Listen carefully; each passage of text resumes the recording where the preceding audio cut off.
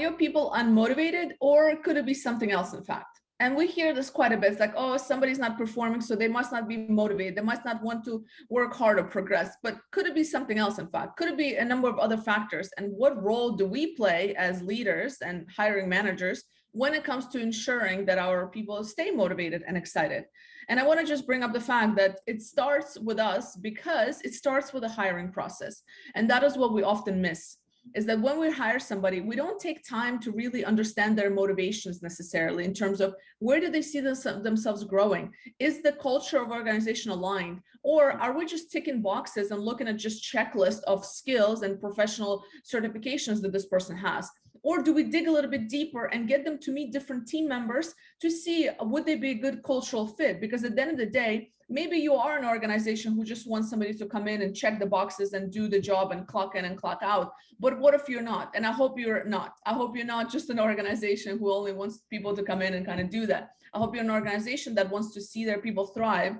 And with many cases that we've seen recently is that a lot of organizations also went through restructuring. So they had to be creative about how did they actually move people around within the organization. So that in fact, if an individual has come in and they've done a job for X number of years, but then all of a sudden, maybe they want to grow in a different area. Maybe their interests have changed. Maybe they've expanded their knowledge base. So now what they're doing today might not be enough for them. So how are you as an organization creating those opportunities internally? Does your culture support this sort of transition from kind of different departments where people can really utilize their skill set? Because at the end of the day, yes, it's the responsibility of the individual to kind of have the skills, but it's about us as organizations. Are we providing the right culture? Are we providing the right settings for people to be able to grow and expand their sort of experience? And just a final point here is that there could be a number of other factors that comes to people being unmotivated, and it's beyond just performance. It could be that just, again, they've been doing something for a long time, so they've kind of just got bored with it, right? So I think we need to really start thinking about how do we hire, how do we incorporate this in the hiring process, and then moving forward, what is the process involved in our company culture to support individuals who might want this kind of shifting? What do you think, Ivan? Elena, so when I look back and a little bit about how the process of motivation in human beings have been evolving in the years, is quite drastic. In fact, if we think about it, a couple of years ago, 20 years ago, I mean, we were working for a good paycheck. So this approach of, if you do this, I will give you this. And if you don't do it, you will get penalized, you will get less bonus and whatsoever. That was working back then. But now we've become a little bit more complex. The sense of having being the master of our destiny has become more important. Thus, the most important job for a manager is to develop this, what we call the intrinsic motivation, the motivation that comes from within, that ensures that you have pure loyalty, that ensures that if tomorrow a good employee gets an offer from another company, he says no, because I like the gang here, I like my boss, I like the culture, and it doesn't matter if I'm going to be paid more. So this type of loyalty, you can only create it if you have worked the steps to develop this intrinsic motivation. Now, you will ask me, so what the hell should we do in order to develop this intrinsic motivation? One important point is developing this sense of autonomy, that you decide certain things in your job, that there is certain directions about what the team should accomplish, but you decide how to do it. So, and in order to do that, we need to think about a couple of actions. So we want to develop autonomy. We need to think about how do we do delegation, how do we manage, we let people to manage their own time. We don't tell them how they should be accomplishing the job, but they might find more creative ways of achieving the same level of quality and quantity for that specific job.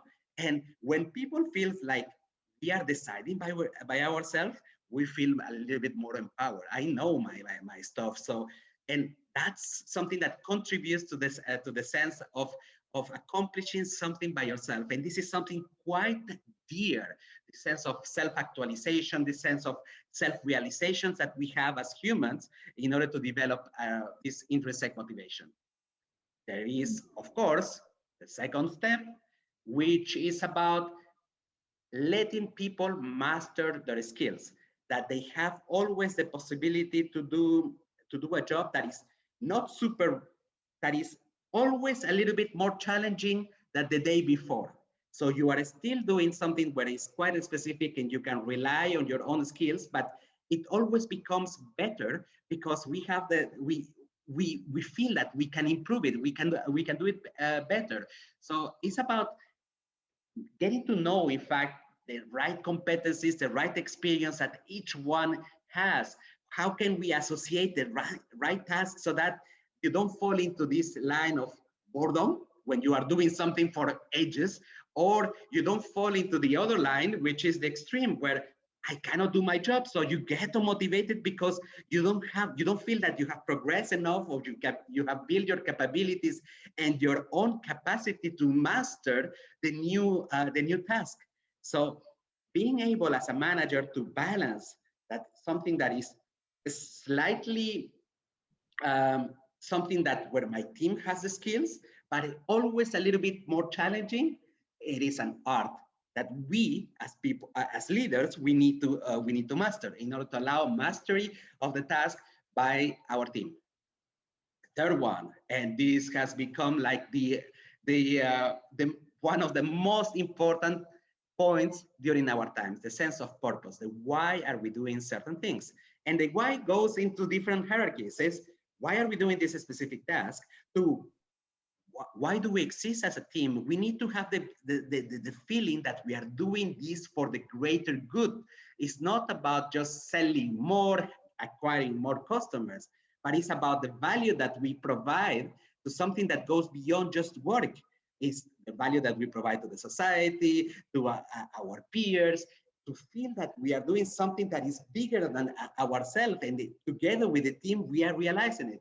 So the sense of purpose has become extremely important, and more importantly, between millennials and the Generation Z that is coming now, right? So all of these three elements, autonomy, mastery, purpose, this is what generates intrinsic motivation. The simple fact that you are loyally engaged in your job, no matter what, that in the worst times, even during crisis, you are able to be happy about what you do, that you are able to feel that you belong to a tribe that is fighting through things despite challenges, that you are progressing, but all together. And that makes people to stay at work.